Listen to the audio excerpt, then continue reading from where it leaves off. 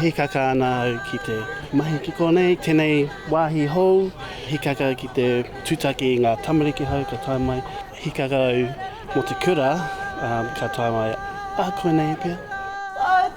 He tākina i ngā karakia, he tuku i ngā reo karanga.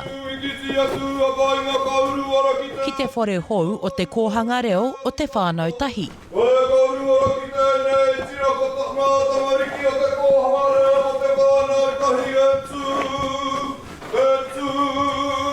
Kare ārikarika ngā mihi ki te kura kaupapa Māori o Te Whānau Tahi mō tō rātou whakaitanga kia āhei mātou te noho ki tēnei whare. He maringa nui e āhei ana mātou te noho ki tēnei whare, i tō mātou whare.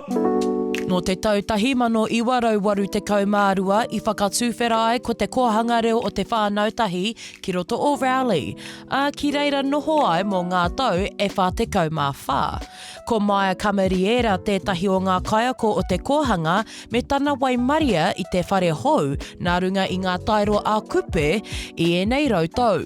I hoatu a Rowley i tētahi akomanga ki te whānau e whai kōhanga reo ana, e tahi nā waha Stirling i whakaingoa i taua whare ara ko te whiti marama o kahukura i tō mātou whare o mua ka kite te kaha māwiwi o ngā tamariki no te makare a he mātou te kati ngā matawhi kāre he wāhi moi engari tēnei whare ko tino hikina te waiaro a te whānau ngā kaimahi.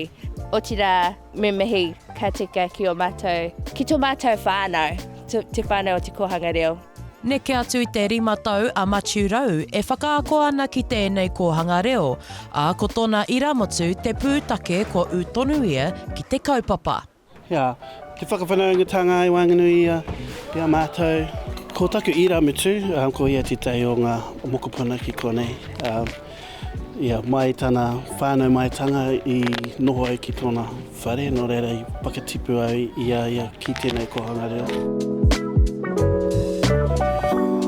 E whakatipu ana a Kamariera me ana tamariki ki te Kōhanga Reo. Me te manako ia katu te kura tuatahi o Te Whānau Tahi i te wā e rite ana tōna pōtiki mō te kura.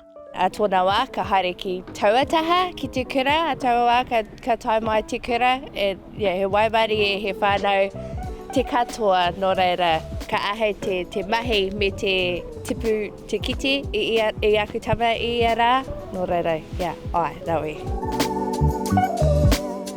Ko whakatūwhera te whare hou o Te Kōhanga Reo me Te Whānau Tahi.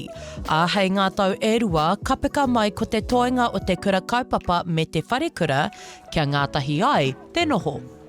Shakaila Andrews Alapaki, Tahu News.